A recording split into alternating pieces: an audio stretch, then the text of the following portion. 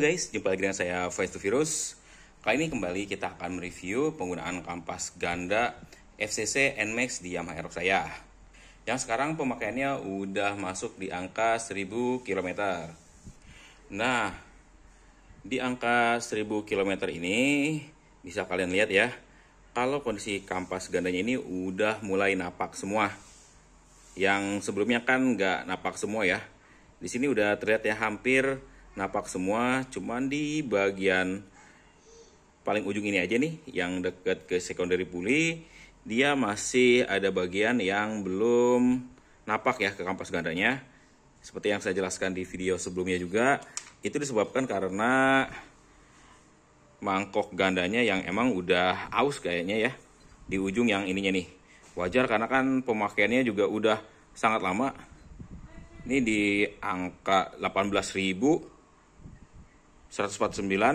dan saya pasang di 7 Juli 2018. Berarti udah hampir 6 tahun, dan untuk kilometernya sendiri udah lebih dari 80.000 ya, sekitar segitulah. Makanya wajar. Jadi di kampas gandanya itu kurang napak di bagian dalamnya. Kalau kita pakai mangkok yang originalnya, mungkin ini udah napak semua ya di angka 1000 km, dan itu udah paling enak banget karena cengkerapan si kampasnya itu udah ngeplak banget di mangkoknya. Jujur aja, pemakaian pada saat memasuki angka 600 ke atas ya, setelah saya bikin review terakhir, motor saya sempet ngalamin gredeg. Akhirnya saya evaluasi lagi, sepertinya ada kesalahan pada saat proses pemasangan.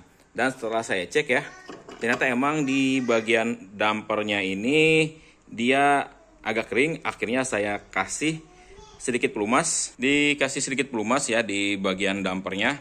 Pelumasnya apa? Ya saya pakai WD ya.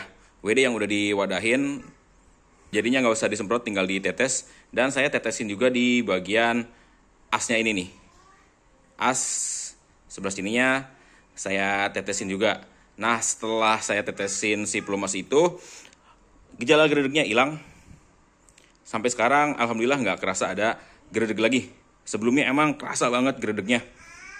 Selain karena dari bagian as dan dampernya itu, bisa disebabkan juga karena si kampas gandanya itu belum ngeplak banget atau belum menggigit banget di area mangkoknya. Makanya kalau kalian ngerasain hal tersebut, ya udah terusin aja. Lama-lama juga dia nggak bakal lagi kerasa gredegnya. Dan untuk tarikan pun udah pasti jauh lebih enak ya, kalau bagian kampasnya ini udah nempel banget di mangkoknya. Dan perlu kalian ingat, ini walaupun merek FCC, tetap ya original atau sama dengan Orion kampas ganda bawaannya NMAX. Karena FCC ini adalah pabrikan atau vendor pensuplai kampas ganda untuk Yamaha selain dari merek XCD ya. Setahu saya ada 2 vendor ya, di Yamaha ada FCC dan XCD. Jadi nggak usah dikhawatirkan untuk masalah keasliannya. Dan yang pasti kalau kampas ganda ini jajan awet ya. Tapi tergantung juga cara pemakaian kalian bagaimana.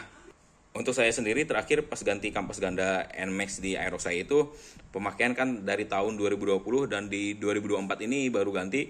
Jadi pemakaian di angka 4 tahun itu udah sangat-sangat awet banget ya guys.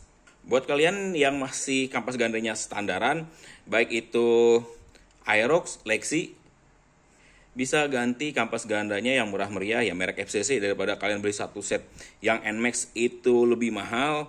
Paket murahnya ya beli yang FCC ya, karena harganya itu masih di bawah 150.000 ya. Daripada beli satu set kan mahal ya, untuk menghematnya bisa kalian pakai yang FCC. Terus saran saya kalau pakai persentrinya yang enak itu pakai persentri Mio M3. Karena bukaan kampas gandanya jauh lebih enak daripada pakai yang Orion NMAX atau Orion Aerox. Itu nggak enak. Udah saya riset, yang paling enak sampai sekarang saya pakai yang persentrinya Mio M3. Untuk pilihan per CVT-nya, karena produk Prodigy udah nggak ada ya, bisa kalian pakai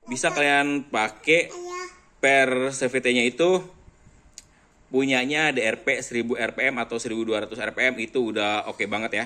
Kemarin saya pakai yang 1000 rpm, bukannya lebih cepet, motor pun lebih enak ya. Ya walaupun saya akhirnya balik lagi ke Prodigy karena saya udah feelingnya enak banget pakai Prodigy. Buat optionnya ya bisa kalian pakai yang merek DRP ya. Biar mendapatkan settingan yang enak lah setelah kalian ganti kampas ganda motor kalian pakai punyanya NMAX dari FCC. Oke guys, cukup segitu dulu video kali ini. Kurang dan lebihnya saya mohon maaf dan sampai jumpa lagi di video saya selanjutnya.